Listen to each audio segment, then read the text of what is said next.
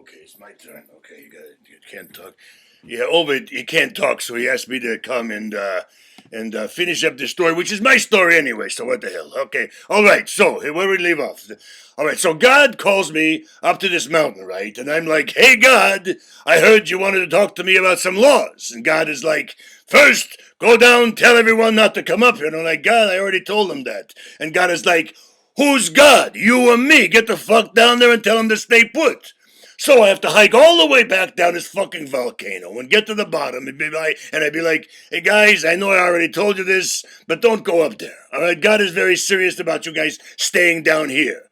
Also, Aaron, I need you to come up here because of my speech impediment." So we go up to the top of the mountain, and God is like, "All right, time for some motherfucking laws up in here." So he starts out with shit we pretty much already knew, like how he's a jealous god and we can't worship any other gods or make any idols or use his name to summon demons. Although, honestly, what kind of a benevolent god has a name capable of summoning demons? Yeah? Anyway, he also wants to make sure we don't do shit on the Sabbath, which he has already said to us at least 50 million fucking times. And then he up and surprises both of us by actually starting to say some pretty reasonable shit. Like, don't kill people, don't fuck around on your wife, don't steal shit, don't say your neighbor did something when he actually didn't, because that's chicken shit.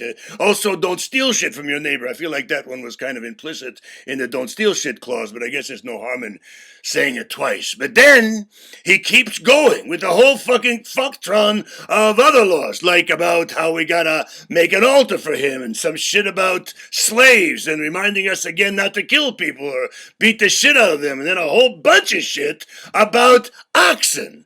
Also, shotgun weddings and this thing he calls a poll tax, which is basically just everybody has to pay a shekel during every census for the continued privilege of not getting murdered by God. Guys, is it just me, or is God starting to sound a little like the mafia now? Then he goes on to say, like, don't spread rumors or any shit like that. That stuff pisses me off. Also, kill all sorceresses and people who work on the Sabbath. Wait a second. 3 minutes ago, he tells us not to kill people, just a flat, unqualified statement. Now we're supposed to kill sorceresses?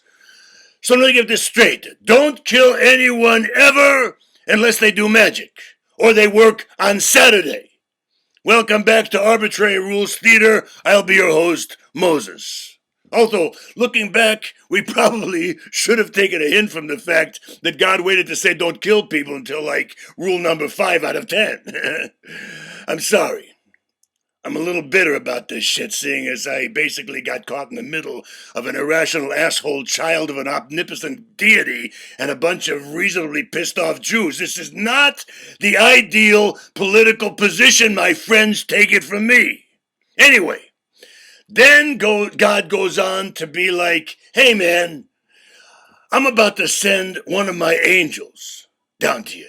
And that motherfucker's gonna lead you to the land of the Canaanites. And I'm gonna scare the shit out of those dudes for you.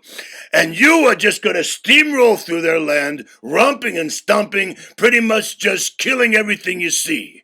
Also, make sure that you don't peacefully coexist with any of them, because then you might start worshiping their gods, and I certainly can't have that now, can I? No, so just steal their land and evict them. Shit, you know what? Remember those laws about not killing or stealing that I told you about earlier? Just forget about those. Kill and steal basically as much as you want. I'll let you know when it's time to stop. How about we just do it that way?